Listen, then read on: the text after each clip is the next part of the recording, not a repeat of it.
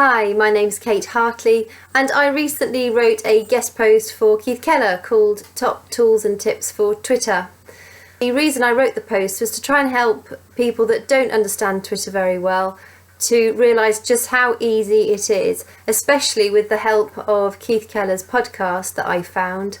It's available on Stitcher and iTunes, and it's called Crack the Twitter Code, and it is really, really helpful. I've listened to it several times, and each time I listen to it I find out more amazing nuggets of very valuable information. So at the moment Twitter has approximately 9,000 tweets per second, and that equates to 540,000 per minute and 780 million tweets per day, which just goes to show what a huge platform Twitter is.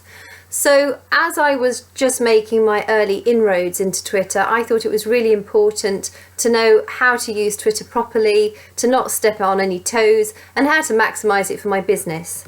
I really started focusing on Twitter approximately 8 weeks ago, which is when I came across Keith's podcast.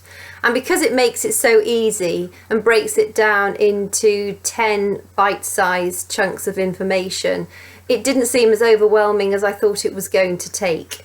So it's a 10-part free series called Crack the Twitter Code. One of the important things to remember is, if you're just starting out on Twitter, is to make sure that your bio sounds good. So you've only got a few words in order to write your bio, but make sure they're pertinent. You could perhaps use a hashtag. For instance, I write a lot about positivity, so I use hashtag positivity in my bio. Also make sure you've got a good quality photograph, and if you've got a website, make sure you have a link to that. And that just helps people understand a bit about who you are. Because if you follow someone and all you've got is your name, and they're kind of thinking, well, who on earth is this person? They won't know anything about you. People don't have time to then explore and possibly click through to the website link. You need to make sure your bio is succinct and relevant about who you are and what your message is. So some of the tools that Keith mentions in Crack the Twitter Code, and that I have used and can wholeheartedly vouch for. The first one is tweetreach.com, tweetreach.com, and that shows which of your tweets have been retweeted. So it gives you a really good idea of what tweets are resonating with your audience, and it also shows you how many of those retweets were retweeted by your followers. So it's a very useful tool to use regularly. One of my favourite tools is Tweepsmap.com. That's Tweepsmap.com. It offers you several different tools. The main one is it shows you on a global scale where the majority of your followers are coming from. So I know that 60% of my followers come from the States, 20% are in the UK, and 6% are in Australia. So when I'm scheduling my tweets, it's really important that I make sure that I optimize those tweets to go out at the right time to find that audience in their time zone. It also gives you tools to analyze your growth or decline on your Twitter account. It shows you who's recently followed you, who has recently unfollowed you, and also the people that you follow but don't follow you back. And there's always going to be people like that. The very large organisations, many of those aren't going to follow you back, but I like to follow them because I like to have regular access to their content.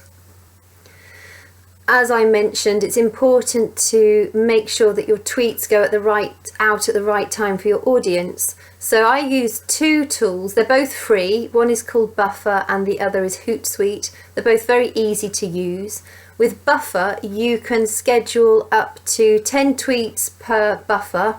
So depending on how often you schedule your tweets to go out will depend upon how quickly you need to top it back up again. But it's a really, really easy platform to use. It also allows you to optimize your time zone. So for me, it would make sense for me to have my time zone geared for the States. And then it also works out the best times to tweet on a daily basis broken down into the amount of times that I want to tweet on a daily basis to make sure I get the most out of that audience. You can do the same on Hootsuite. With Hootsuite, you're allowed to make up to 10 tweets a day, which I find really useful, and it's got a really easy way of seeing what's scheduled to go out when, and you can obviously make edits to those and change the times and move them around if you need to. The good thing about Buffer is that when you sign up for their free account, you'll see then on the bottom of other tweets where they've got the like, heart and also the retweet button, you'll get the buffer icon, which means that rather than bombarding your audience with a series of tweets one after the other, you can buffer your retweet to go into your schedule, and providing it's not already filled up, that tweet will then move into the schedule to be tweeted out whenever that schedule is set to go. With Hootsuite, it will give you a little icon that you put on your menu bar, and if you're reading a blog post that you particularly like and you think, yeah, this is really good for my audience, you click the Hootsuite icon and it will automatically upload it into your schedule to go out. So those are two really useful and very easy to use free pieces of software, Buffer and Hootsuite. I know for sure that podcast number 6 of Crack the Twitter Code is about hashtags, and this was one of Keith's most popular podcasts. It explains in detail everything that you need to know about hashtags. Basically, a hashtag makes a word live and clickable. It also helps you to stream areas of interest by using hashtags. It helps people identify you and work out what resonates with you. So as I mentioned earlier, I have hashtag positivity in my bio. I tweet a lot about mental health and anxiety. And actually, I always used to put both hashtags at the end of my tweets if there was enough space. But I never knew which one to put if I was a bit short of space. Hashtags.org is a super useful tool.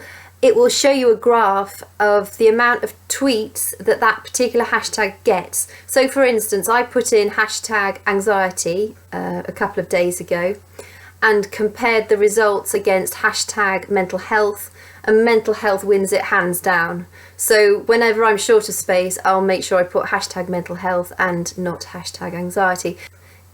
It's a very useful tool. You can see which tweet is better for you to use, such as, do you tweet about hashtag business or do you tweet about hashtag productivity?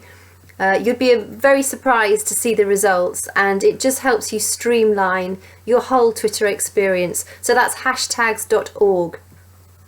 Another tool that I have used is twubs.com. That's TWUBS.com. I didn't even know you could create your own hashtags, but you can. Thank you to Keith again. I've recently created 3 of my own hashtags, one that I use regularly. The other 2 are saved up for when I launch my particular courses and products, and then those will come into action. Basically, having your own hashtag allows you to segment your tweets a little more easily. They're also used to create a bit of a buzz around a product launch. They're free to create, and I just think they're really useful. So like I say, I have one that I use regularly now and 2 in my sleeve ready for the future when I need to use those. It can be quite overwhelming when you look at all the social media outlets out there. There are so many platforms and it's very difficult to know which are going to work best for you.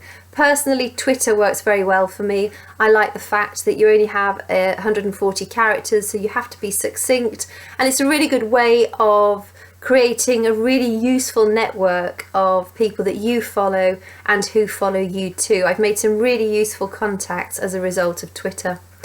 So to avoid overwhelm, Keith recommends to spend 20 to 30 minutes every morning, if you can, just thanking those people that have followed you and direct messaging the ones that you find particularly relevant to you. I tend to direct message everybody, and I like to just quickly have a look through their Twitter feeds and perhaps retweet a few of their tweets and like a few of their tweets, just to show a little bit of support. Keith recommends to follow approximately 20 people every day to help increase your followers. I don't do that every day, but I do pick people that I admire and really resonate with, and I make sure that I have a look at who they are following, and then I just go down their list and cherry pick the ones that really resonate with me and my message, and I make sure that I follow them. Despite Keith being in Melbourne in Australia and me being in the UK, I connect with him most mornings, and I can honestly say that he is completely passionate about Twitter. He definitely deserves his title of Twitter King. He oozes enthusiasm about Twitter, and I really recommend that you check him out. You can find him on Twitter at Keith Keller. You can find his podcast called Crack the Twitter Code on Stitcher and also on iTunes. And he also has a website at globalsocialmediacoaching.com. So go and find him out. He is totally passionate. I can't thank him enough for everything he's done for me. And most of all, he's made understanding and using Twitter a fun and interesting and really rewarding experience.